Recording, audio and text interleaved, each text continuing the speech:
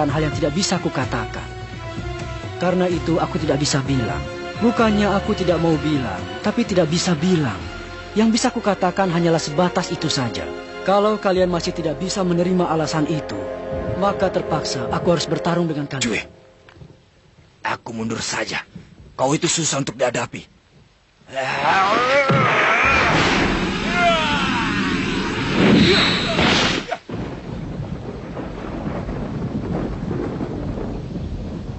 Mana mungkin aku akan bilang begitu. Dalam sekejap dia bisa berpindah tempat. Nobunaga, diam dulu. Itu yang disebut dengan pimpinan. Mungkin, biarpun aku tidak tahu kemampuan apa yang dia gunakan. Hisoka, aku mau tanya beberapa hal. Kalau ada yang tidak bisa kau jawab, cukup katakan tidak bisa. Apa yang dimaksud dengan rahasia yang dibawa pergi itu? Kemampuan anggota. Apa kemampuan lawan? Tidak bisa dijawab. Bagaimana penampilannya? Tidak bisa dijawab. Apa hubunganmu dengan dia?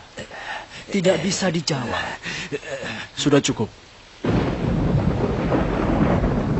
Pengunjung bermata merah atau si pengguna rantai adalah seorang lawan yang menguasai setidak-tidaknya dua kemampuan. Yang pertama, kemampuan yang digunakan untuk menangkap Ubo.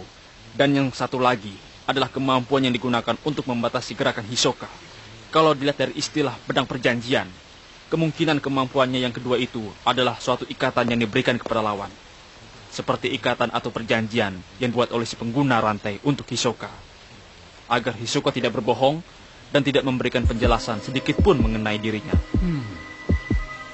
Kalau perjanjian itu sampai dilanggar, maka nyawa Hisoka akan direnggut dengan suatu cara. Mungkin itulah penjelasannya. Kau memang menyenangkan. Aku pasti akan menghabisi dirimu. Aku akan tetap tinggal di sini. Sebelum mati ada hal yang ingin kulakukan. Jadi aku tidak bisa meninggalkan tempat ini. Apa maksudnya dengan rindu kampung halaman? Mungkin maksudnya adalah homesick. Kalau kita kembali ke markas pusat atau ke rumah, maka setengah dari kita akan mati. Pimpinan, jadi bagaimana? Mau kembali atau tetap di sini? Tetap di sini. Sekarang makan apa ya?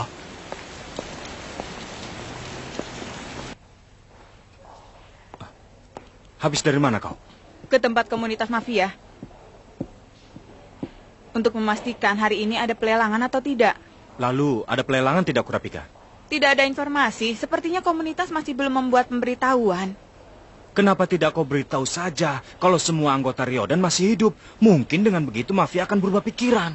Kemungkinan hasilnya akan sama. Karena komunitas berusaha keras untuk menjaga hubungan antara kota Ryusei, serangan terhadap Ryodan pasti akan dihentikan sepenuhnya. Kalau sudah begini. Kau mau melakukan sendirian? Biar bagaimanapun caranya, itu mustahil. Tanpa adanya bantuan mafia, bagaimana kau mau menghadapi mereka? Kau salah, Ryo. Sejak awal, aku memang tidak pernah mengharapkan adanya bantuan dari mafia. Kurapika, biarkan kami membantumu. Apapun juga boleh, asalkan bisa dapatkan uang imbalan. Bukankah uang imbalan sudah dihapuskan? Aku tahu, tapi keinginanku untuk menghentikan mereka masih belum berubah, Kurapika. Kurapika, tolaklah. Tolak ya. Ini menyangkut nyawa. Justru karena itulah aku malah ingin membantumu. Aku tidak bisa membiarkanmu begitu saja. Kita ini kan teman. Teman ya? Baiklah, mari kita bicarakan. Iya. Yang pertama, kita butuh satu orang untuk bertugas mengawasi mereka. Biar aku saja. Targetnya hanyalah wanita yang bernama Pakunoda. Selain itu, tak usah dihiraukan. Baik. Lalu aku butuh satu orang supir bergerak bersamaku. Ryo, apa kau bisa? Iya. Kalau aku tugasnya apa? Kau bertugas mengalihkan perhatian mata lawan. Itu adalah bagianmu. Tunggu dulu. Itu adalah tugas yang sangat berbahaya. Itu berarti dia harus berhadapan langsung lagi dengan mereka. Itu tergantung pada caranya. Memangnya bagaimana caranya? Caranya sederhana. Saat perhatian lawan sedang dialihkan pada Gon, aku menangkap Pakunoda dan membawanya pergi dengan mobil. Caranya kuserahkan pada Gon. Tapi kuharap dia bisa mengalihkan perhatian lawan dalam waktu antara setengah sampai 1 detik. 1 detik ya? Gon, kaulah kuncinya. Apa kau bisa? Masih belum tahu. Akan kupikirkan dulu. Tinggal 6 jam lagi. Seandainya pelelangan diadakan sesuai rencana, maka Ryodan akan bergerak sebelum itu. Coba dengar, Kurapika. Hah? Begini permintaanku. Tolong tancapkan pedang Nen juga padaku.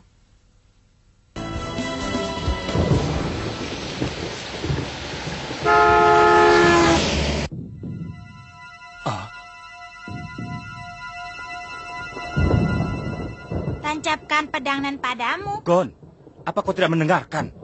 Kalau menyerang orang selain Ryodan, Kurapika akan mati. Suaramu keras sekali. Kalau begitu, kenapa di jantung Kurapika tertancap pedang Nen? Kenapa itu? Kalau ku beritahukan lebih banyak, itu akan membuatku menanggung resiko yang lebih besar. Baiklah. Hai, Kilua. Hah?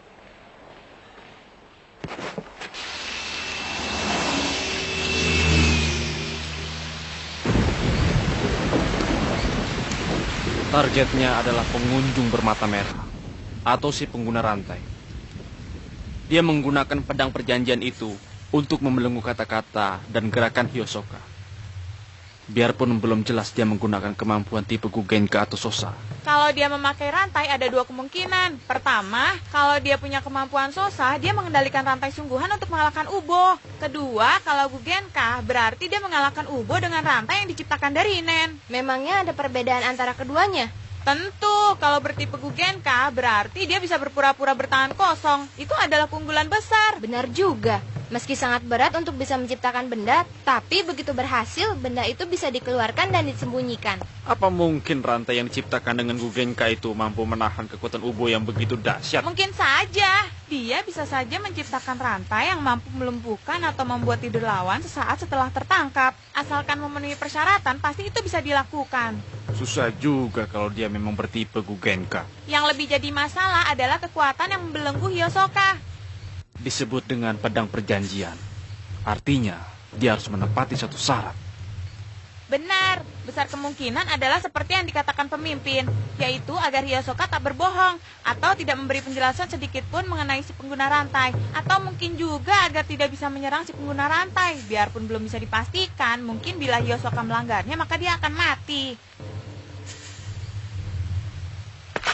Kalau memang mau menghabisi si pengguna rantai, daripada mencari tahu kemampuannya, bukankah lebih penting untuk mencari tahu dulu di mana dia sekarang?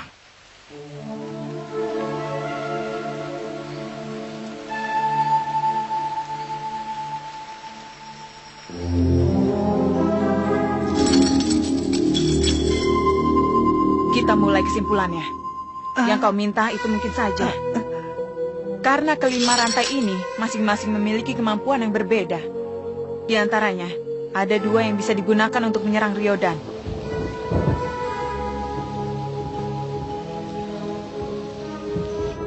Changeil untuk membelenggu seseorang, lalu menjatuhkannya ke dalam Zetsu. Ini adalah kemampuan untuk menangkap Ryodan. Karena itu, saat bertarung melawan mereka, mula-mula kuhentikan dulu gerakan mereka dengan ini. Kemudian ini adalah Judgment Chain. Kutusukkan pedang ini ke jantung lawan, lalu menetapkan perjanjian agar dia mematuhinya. Kalau sampai dia mengingkari perjanjian itu, dia akan mati. Di jantungku pun tertancap pedang ini.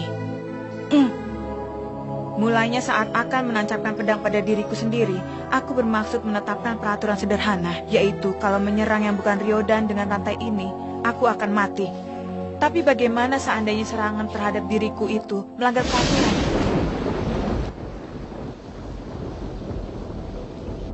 Karena peraturan itu ditetapkan setelah menancapkan rantai, kemungkinan akan menjadi perkecualian. Tapi aku tidak punya keyakinan untuk itu. Karena itulah aku mempersempit peraturannya. Serangan dengan Changeil hanya boleh digunakan terhadap laba-laba. Sedangkan kalau mau, aku bisa menggunakan Judgment Chain terhadap orang selain laba-laba. Hanya saja ada syarat untuk menggunakan rantai ini,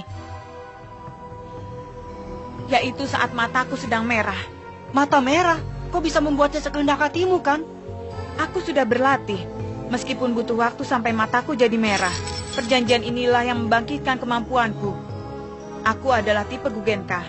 Tapi yang mengendalikan pedang yang sudah dilepaskan dan memaksa lawan untuk mematuhi perjanjian adalah kekuatan tipe Sosa dan Hoshutsu. Tapi seharusnya kau tak bisa menggunakan dua tipe kekuatan itu. Kalau aku dalam keadaan biasa, begitu rantai Gugenka terpisah dari tanganku, maka kekuatan dan keakuratannya akan langsung menurun hingga tak bisa digunakan. Tapi dengan membuatnya tidak terlepas dari jari tangan dan berkat risiko kematian yang kutanggung, masalah ini telah teratasi. Lalu masalah jari kelingkingku ini telah terpecahkan karena keistimewaan tubuhku. Saat mata merah muncul, aku menjadi tipe Tokoshisu. Dengan begitu, aku mampu menggunakan seluruh kemampuan yang kupelajari meskipun dari tipe yang berbeda. Aku tidak begitu mengerti, tapi kalau mata merah sudah muncul, baiklah, kau bisa menancapkan pedang nen padaku juga kan? Peraturannya kuserahkan padamu. Kesiapan dirimu telah kuterima. Apa kau bisa mengeluarkan 3 pedang sekaligus? Setelah tugas dilaksanakan, apa peraturan itu bisa dihapuskan? Kami berdua juga sudah membicarakannya, karena sudah memutuskan untuk ikut serta. Kita tidak boleh setengah-setengah. Tunggu Killua. Leorio. Jawabannya? Keduanya mungkin saja dilakukan. Tapi ada satu hal yang kalian salah. Aku sama sekali tidak pernah punya niat untuk menancapkan pedang pada diri kalian. Tapi kalau sampai aku tertangkap kali ini, kau bisa... Mungkin identitas dan kemampuanku akan terbongkar.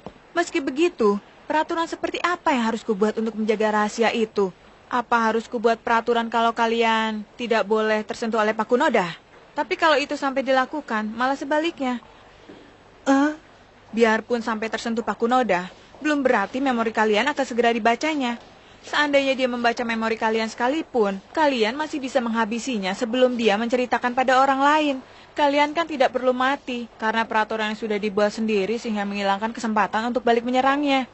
Itu benar juga. Kalau begitu, kenapa kau menceritakan hal itu padaku, meskipun cuma akan menambah resiko saja? Gon, kesiapanmu? Bukan, kesiapan kalian semua merupakan kartu as bagiku. Biarpun rahasiaku nanti sampai ketahuan karena kalian, sedikit pun aku tidak akan merasa menyesal. Aku memiliki teman-teman yang baik. Kau curang, Kurapika. Mendengarmu berbicara seperti itu, aku jadi merasa terbebani daripada sekedar harus mempertaruhkan nyawa. Justru itulah tujuanku. Jadi begitu ya, Kurapika? Kenapa malah tertawa? Hei. Nah, aku berangkat ya, daripada buang-buang waktu. Killua, hati-hati ya. Iya, serahkan saja padaku. Semangatku sudah mulai timbul. Sekarang kita tentukan kelompok.